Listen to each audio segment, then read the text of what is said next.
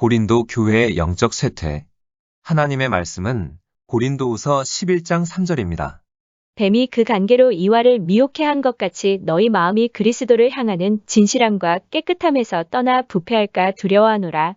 이 시간에는 고린도 교회의 영적 쇠퇴라는 제목으로 말씀을 묵상하겠습니다.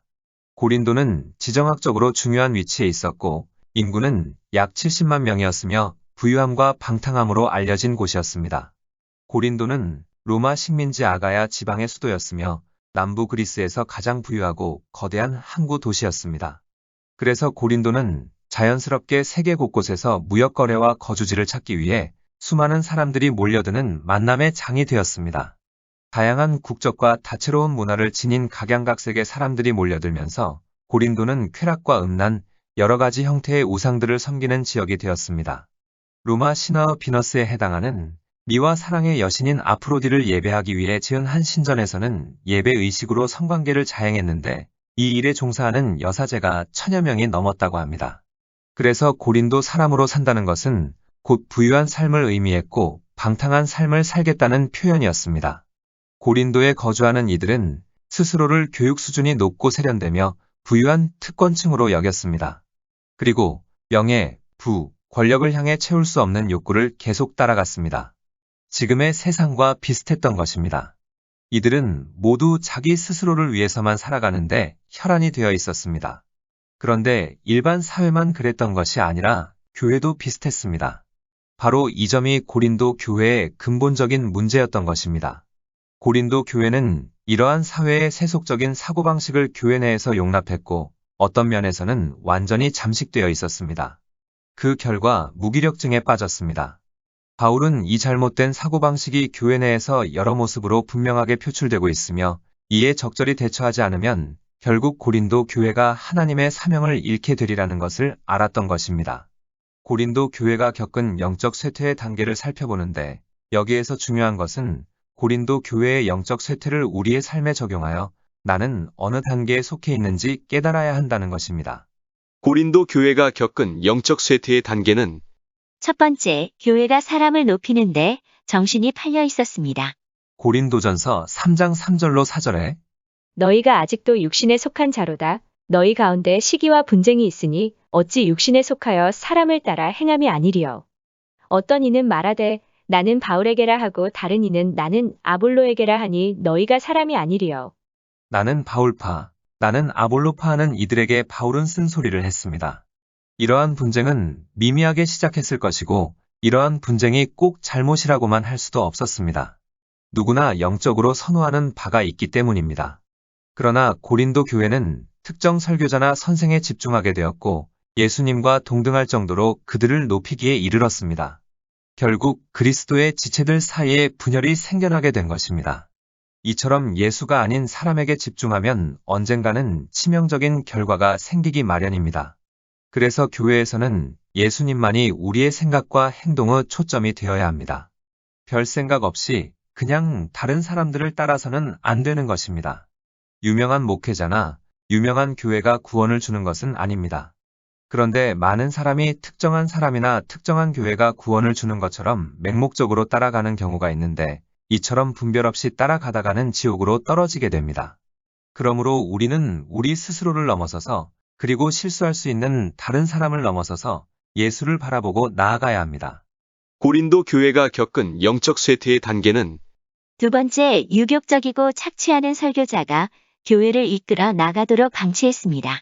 예수가 아닌 사람에게 집중하다 보니 고린도 교회 내의 신학적 견해와 성격에 따라 분열이 생겨났습니다. 그 결과 고린도 교회는 유격적이고 착취하는 설교자의 영향을 받게 되었습니다. 이들을 따라 잘못된 철학이 교회 내에 생겨났고 사람들은 그리스도를 바라보도록 하는 자들보다 스스로를 높이는 자들을 따르게 되었습니다. 바울은 이것을 고린도후서 11장 19절로 20절에서 질책했습니다. 너희는 지혜로운 자로서 어리석은 자들을 기쁘게 용납하는구나. 누가 너희로 종을 삼거나 잡아먹거나 사로잡거나 자고하다 하거나 뺨을 칠지라도 너희가 용납하는도다. 즉 고린도 교회 성도들이 바보 같은 자들에게 마음을 열었다는 것입니다. 그리고 그들로 하여금 자신을 옥죄도록 허락했고 착취하도록 내버려 두었고 그리스도 안에 거하라는 진정한 부르심을 입은 스스로를 조롱거리로 만들었다는 것입니다. 그리고 설교자들의 허황된 약속에 빠져 있었습니다. 그들은 이 시대에 하나님이 쓰시는 사람, 이 시대에 하나님의 기적을 행하는 자들에게 혹했지만 실상 그렇게 칭송받는 사람들에게는 하나님의 기름 부으심이 전혀 없었습니다.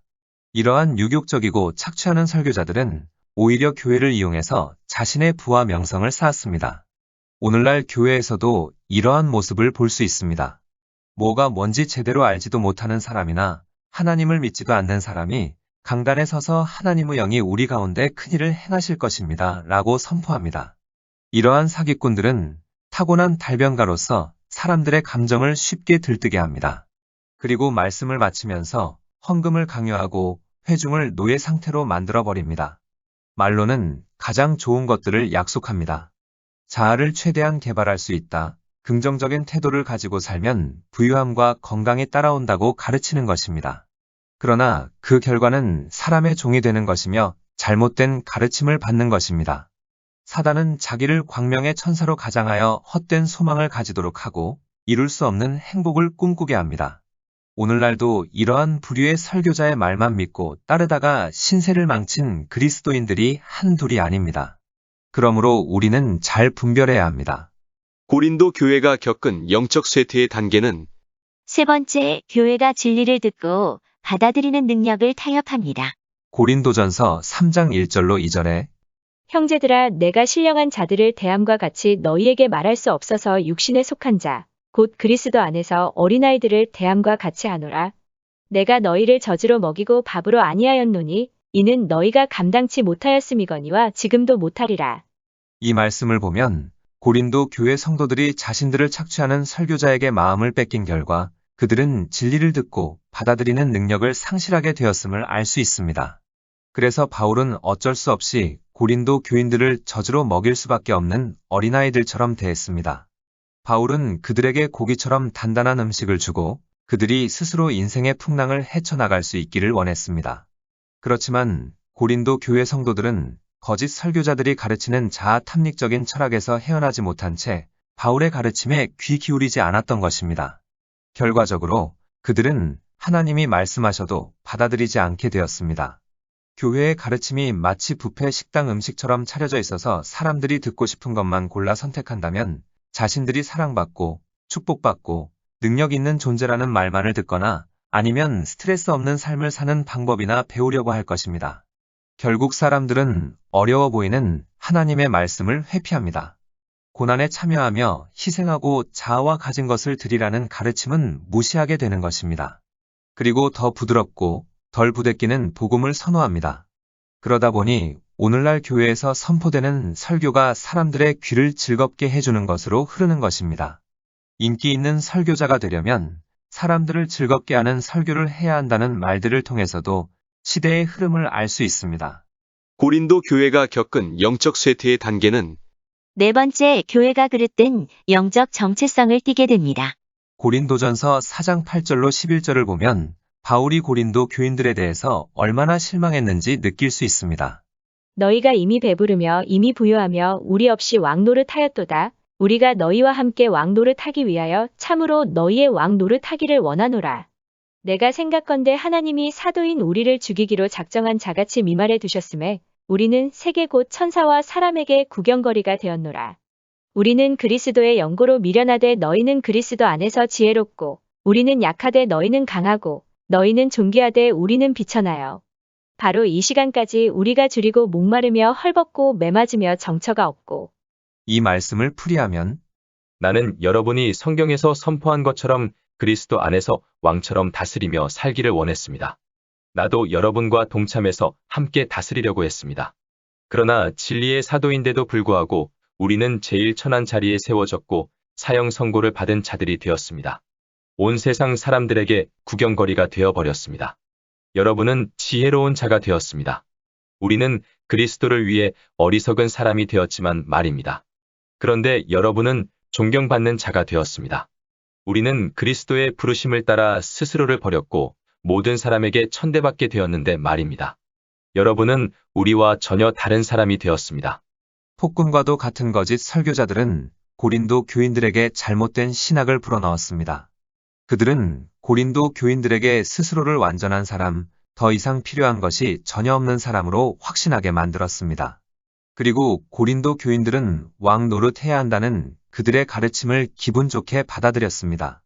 고린도 교인들은 이제 모두 사도이며 선지자가 된 것입니다. 그렇지만 실제로 스스로 강하다고 믿는 고린도 교인들에게는 하나님의 능력이 전혀 나타나지 않았습니다. 사도 바울은 고린도후서 12장 10절에서 그 이유를 다음과 같이 말했습니다. 이는 내가 약한 그때의 강함이라. 고린도 교회가 겪은 영적 쇠퇴의 단계는 5번째, 교회가 악한 행실을 용인했습니다. 고린도전서 5장 1절로 2절에 너희 중에 심지어 음행이 있다 함을 들으니 이런 음행은 이방인 중에라도 없는 것이라. 누가 그 아비의 아내를 취하였다 하는도다. 그리하고도 너희가 오히려 교만하여져서 어찌하여 통한이 여기지 아니하고 그 일 행한 자를 너희 중에서 물리치지 아니하였느냐? 바울은 거리낌 없이 죄를 용인한 고린도 교회 성도들을 책망했습니다. 고린도 교회가 사도 바울의 본보기와 가르침을 주로 깊게 따르지 않았다는 사실에서 우리는 배울 점이 많습니다. 그중 하나가 그릇된 선생을 구별하는 방법입니다. 유격적인 설교자는 죄의 문제를 다루지 않는다는 것입니다. 그 이유는 죄에 대한 이야기를 해서 성도가 떠나게 되면 헌금이 줄어들기 때문입니다. 대신 음행을 행하든 간음하든 도둑질을 하든 상관없이 다음과 같이 모든 사람에게 선포합니다. 회개하지 않고 죄 가운데 거한다 할지라도 하나님은 여러분을 사랑하시기 때문에 여러분은 괜찮습니다. 이런 교회에서 그리스도의 보혈은 불법 행위를 계속하는 죄인들에게 스스로를 정당화시킬 수 있는 구실을 제공해 줍니다. 그러면서도 이들은 담대하게 외칩니다. 하나님은 저를 용서해 주셨습니다. 그러니 저도 당신을 정죄하지 않겠습니다. 고린도 교회에는 악한 행실을 용인하는 풍조가 만연했습니다. 이는 하나님으로부터 사람들을 멀어지게 하는 일들을 용인하는 것이었고, 사람과 하나님과의 관계를 일시적으로가 아니라 영원토록 갈라놓는 행태였습니다. 오늘날 교회에서도 이와 똑같은 가르침이 난무합니다. 하나님의 거룩하심은 선포하지도 않고 예수님을 닮아가야 한다고 가르치지도 않습니다. 오직 하나님의 용서하심만 강조하는 것입니다. 그러나 분명히 알아야 합니다. 죄는 치명적인 것으로 죄와 함께하면서 거룩한 하나님과 동행할 수 없습니다. 고린도 교회가 겪은 영적 쇠퇴의 단계는 6번째, 교회가 가난한 자들에 대한 마음을 잃어버렸습니다. 고린도전서 11장 20절로 22절에 그런즉 너희가 함께 모여서 주의 만찬을 먹을 수 없으니 이는 먹을 때에 각각 자기의 만찬을 먼저 갖다 먹으므로 어떤 이는 시장하고 어떤 이는 취함이라. 너희가 먹고 마실 집이 없느냐? 너희가 하나님의 교회를 업신여기고 빈궁한 자들을 부끄럽게 하느냐? 내가 너희에게 무슨 말을 하랴? 너희를 칭찬하랴 이것으로 칭찬하지 않노라. 바울은 가난한 자들에 대한 고린도 교회의 잘못된 행실을 언급했습니다. 이는 소명상실이라는 영적 쇠퇴의 6단계 중 마지막 단계로 한 교회의 영적 상태를 가장 여실히 보여주는 지표입니다. 고린도 교회는 집단의식을 발휘해 가난한 자들을 몰아냈습니다. 고린도 교인들에게 바울은 다음과 같이 말하면서 아파했습니다. 고린도전서 11장 23절로 24절에 내가 너희에게 전한 것은 주께 받은 것이니 곧 주 예수께서 잡히시던 밤에 떡을 가지사 축사하시고 떼어 가라사대 이것은 너희를 위하는 내 몸이니 이것을 행하여 나를 기념하라 하시고. 바울은 실제로 다음과 같이 말한 것입니다. 여러분이 모인 이 자리의 주인은 누구십니까? 바로 예수 그리스도입니다. 예수님은 다른 이들을 위해 자신의 생명을 내어주셨습니다. 여러분도 마땅히 이와 같이 해야 합니다. 고린도 교회에는 예수님이 계시지 않았습니다. 고린도 교인들이 성찬식이라고 믿고 모였을 그때에도 그들은 자기 만족만을 구했습니다. 이들은 예수님이 보이신 종으로서의 모범을 따라 살기는커녕 오히려 예수님이 생명까지 내어준 자들을 경멸하고 무시했습니다. 사명을 잃어버린 교회는 물질적으로 가난한 자에 대한 마음도 잃어버리게 됩니다. 이는 지극히 단순 명료한 진리입니다. 자아로 가득 찬 마음에는 물과 기름이 섞일 수 없는 것처럼 가난한 자들에 대한 열망을 품을 자리가 없는 것입니다. 물론 가난한 자라고 해서 그들의 잘못까지 덮어두고 무조건 이들의 편에 서라는 것은 아닙니다. 이렇게 되면 정도를 걷는 사람들이 설 자리가 없게 됩니다. 그래서 균형과 조화가 중요한 것입니다. 하나님이 진정으로 원하시는 일은 안중에도 없으면서 내가 예수 안에 예수가 내 안에 계시다고 말해서는 안 됩니다. 요나는 한 인간이 하나님의 말씀을 듣고도 다른 이들을 위해 살기를 거절할 때 어떻게 되는지를 보여주는 교과서와 같은 인물입니다. 하나님은 요나에게 니느웨로 가서 사람들에게 다가올 심판에 대해 외치라고 했습니다. 그러나 요나는 속으로 별스럽지 않게 결정을 내렸습니다. 저는 거기 가고 싶지 않습니다. 누구라도 다른 사람을 위해 진 빠지게 일해야 하는 장소에 가고 싶지 않을 것입니다. 요나는 니느웨를 향한 하나님의 마음을 알고 있었습니다. 그리고 자신이 그 사악하고 은혜 받을 자격 없는 니느웨 사람들에게 하나님의 자비하심을 알리는 사자로 부름받았다는 사실도 알고 있었습니다. 그런데도 요나는 다른 사람을 위해 사용하도록 주어진 삶의 길을 쓰며 피하고자 했습니다. 우리는 이 장면에서 자신에게 맞는 교회를 찾아다니는 사람의 모습을 볼 수 있습니다.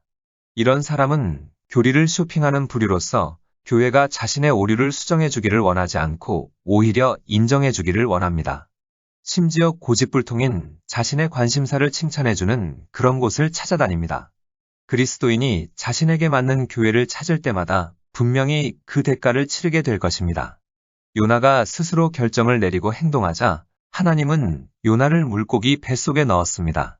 이때 요나가 한 기도가 요나 2장 1절로 5절에 기록되어 있습니다. 요나가 물고기 뱃속에서 그 하나님 여호와께 기도하여 가로되 내가 받는 고난을 인하여 여호와께 불러 아뢰었었더니 주께서 내게 대답하셨고 내가 수올의 뱃속에서 부르짖었었더니 주께서 나의 음성을 들으셨나이다.